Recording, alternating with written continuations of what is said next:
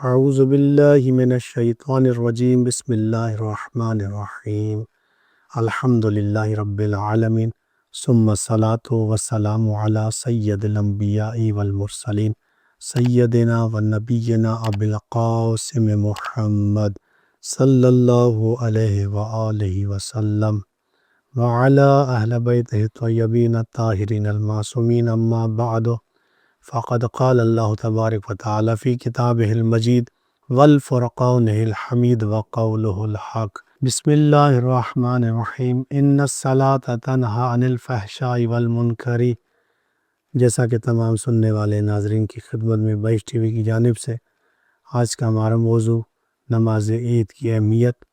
اور میں نے آپ کے سامنے سرنامہ کلام میں سورہ عنکبوت کی آیت نمبر 45 کی تلاوت کی ہے کہ جس میں پروردگار عالم نے نماز کے بارے میں فرمایا ان الصلاۃ تنہی عن الفحشاء والمنکر، فرمایا کہ نماز انسان کو بے حیائی اور برائی سے روکتی ہے۔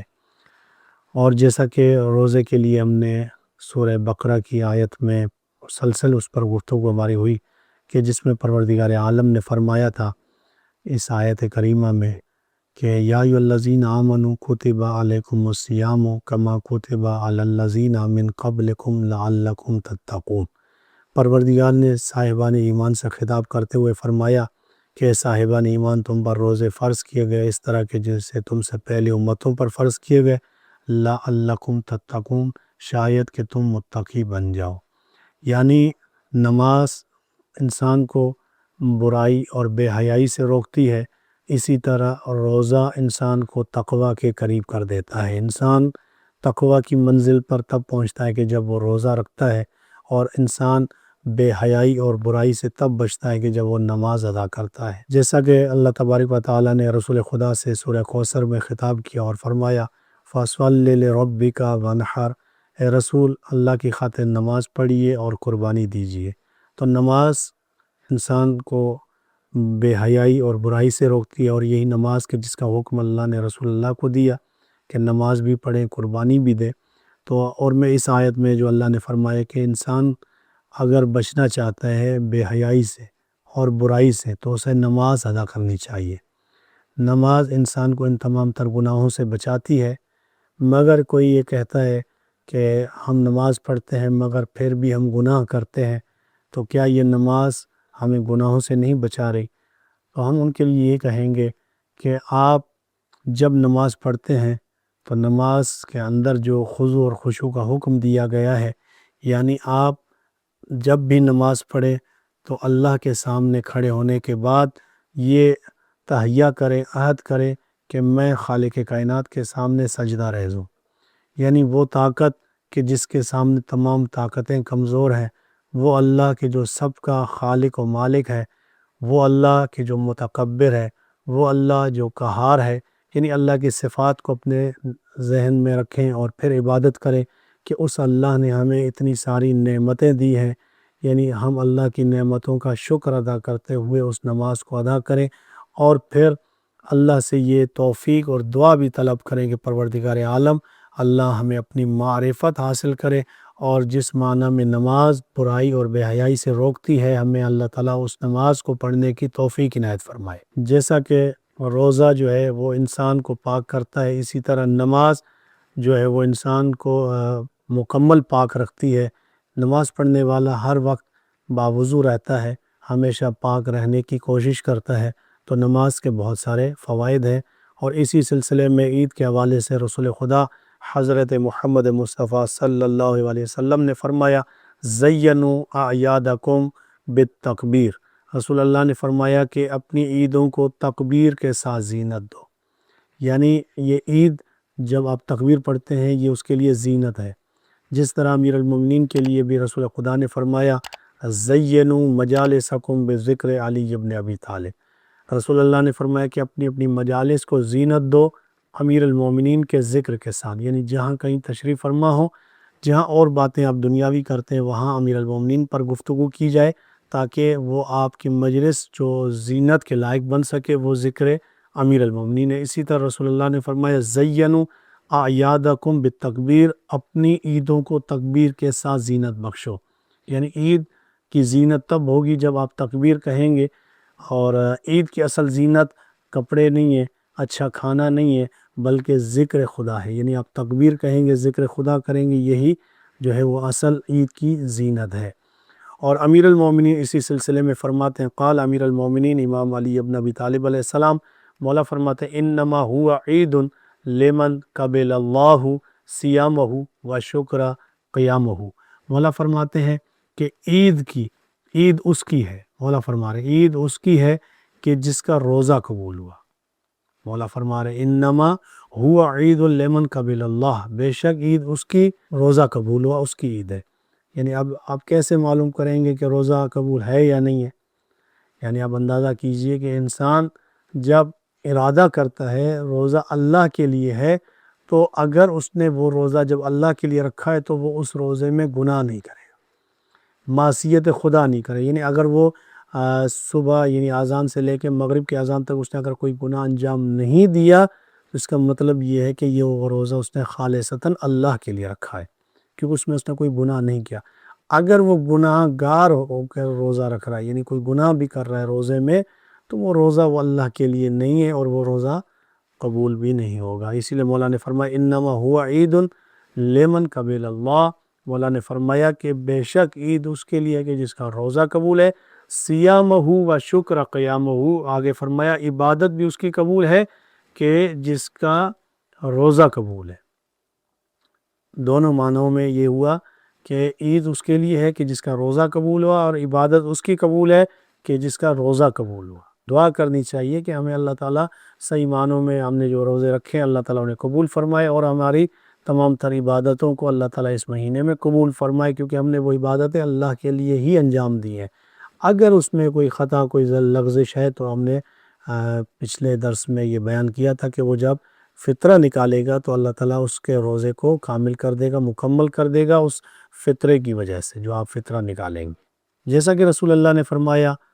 کہ اپنی نماز عید کو جو ہے وہ زینت بخشو تکبیر الہیہ کے ذریعے۔ وہ تکبیر کیا ہے؟ عید نماز سے پہلے اور عید نماز تک یہ تکبیر ادا کی جاتی ہیں، اللہ اکبر، لا الہ الا اللہ، واللہ اکبر، والحمد للہ۔ یہ وہ تکبیریں ہیں کہ جو آپ نے بارہا اس کو دہرانا ہے، اللہ اکبر، اللہ اکبر، لا الہ الا اللہ، والحمد للہ، واللہ اکبر۔ اس طرح یہ آپ نے تکبیریں ادا کرنی ہیں۔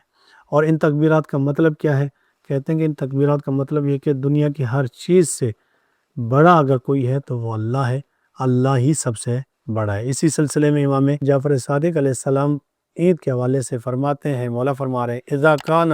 یوم العید جمع اللہ المؤمنین فی موضعی۔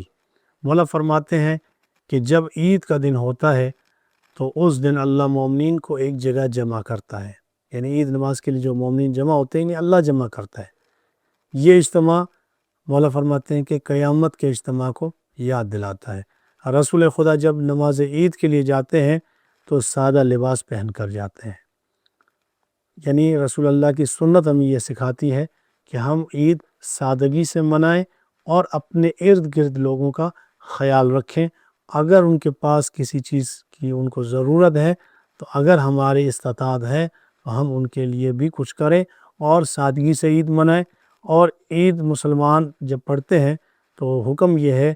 لیکن آج یہ پاسبل نہیں ہے کہ ہم عید نماز کے لیے پیدل جا سکیں، مگر اس زمانے میں یہ بات رائج تھی۔ حکم یہ ہے کہ عید نماز کے لیے پیدل گھر سے نکلنا چاہیے۔ یہ ہمیں دین سکھاتا ہے، یہ ہمیں اسلام سکھاتا ہے۔ اور امیر المومنین امام علی ابن ابی طالب علیہ السلام عید کے دن ایک مرتبہ لوگوں سے فرمایا کہ لوگوں آج عید کا دن ہے، جن کے گناہ معاف کر دیے گئے ان کے لیے عید ہے، اور جن کے گناہ معاف نہیں ہوئے وہ اللہ سے آج کے دن توبہ استغفار کریں۔ یعنی عید کا دن توبہ استغفار کا دن بھی ہے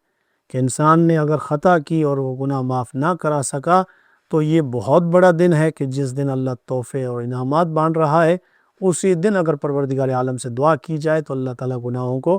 معاف کرے گا۔ اسی لیے نماز عید ہمیں 3 چیزیں سکھاتی ہے۔ ایک چیز اللہ کی عبادت کرنا، ہم اللہ کی عبادت کر رہے ہیں، نماز ادا کر رہے ہیں، تو یہ چیز سکھائی کہ نماز عید پڑھنا یہ عبادت الہیہ میں سے ہے۔ دوسرا کام شکر خدا، عید کے دن ہمیں شکر ادا کرنا چاہیے۔ اور تیسری چیز جو ہے مسلمانوں کے درمیان میں وحدت کا ہونا، یعنی تمام مسلمان ایک دوسرے کے ساتھ جمع ہو جائیں اور یہ عہد کریں کہ انما المسلمون اخوۃ،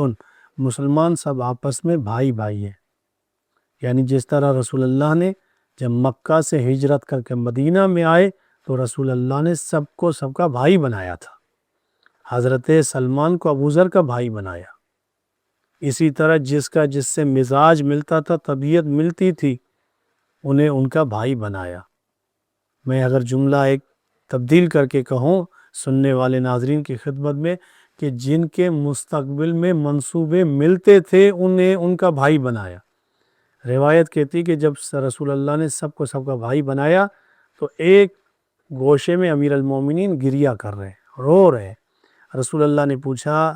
یا علی آپ کیوں رو رہے ہیں؟ کہا یا رسول اللہ آپ نے سب کو سب کا بھائی بنایا مگر آپ نے مجھے کسی کا بھائی نہیں بنایا۔ رسول خدا نے اس وقت اعلان کیا، کہا اے علی میں نے سب کو سب کا بھائی بنایا مگر یہ سب کے سب بھائی فقط اس دنیا میں، ان کا رشتہ دنیا میں رہے گا۔ پھر فرمایا یا علی انت اخی فی الدنیا والآخرہ، اے علی آپ میرے بھائی ہیں اس دنیا میں بھی اور آخرت میں بھی۔ جہاں یہ دنیا کی رشتہ داریاں ختم ہو جائیں گی، علی تمہارا اور میرا رشتہ ختم ہونے والا نہیں ہے،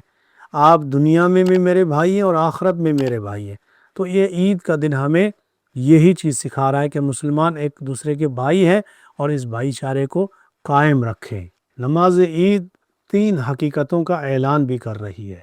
ایک حقیقت اللہ کی توحید،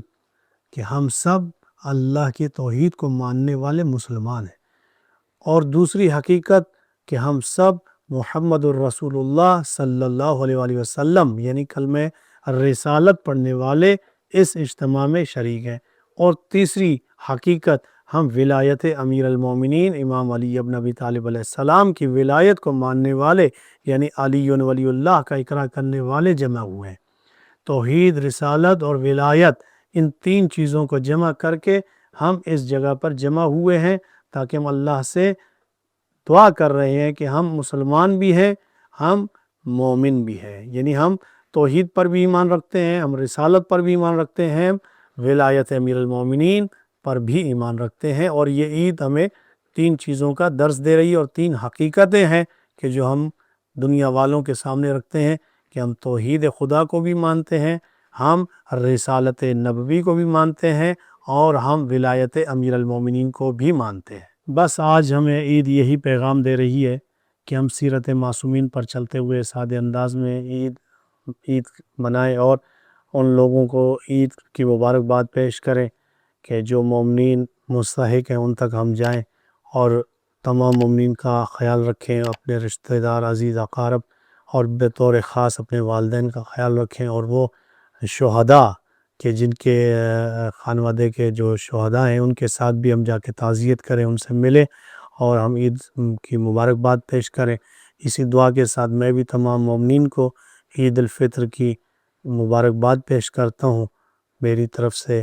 اور پوری بہشت ٹی وی کے اراکین کی طرف سے تمام سننے والے ناظرین کی خدمت میں عید الفطر بہت بہت مبارک ہو۔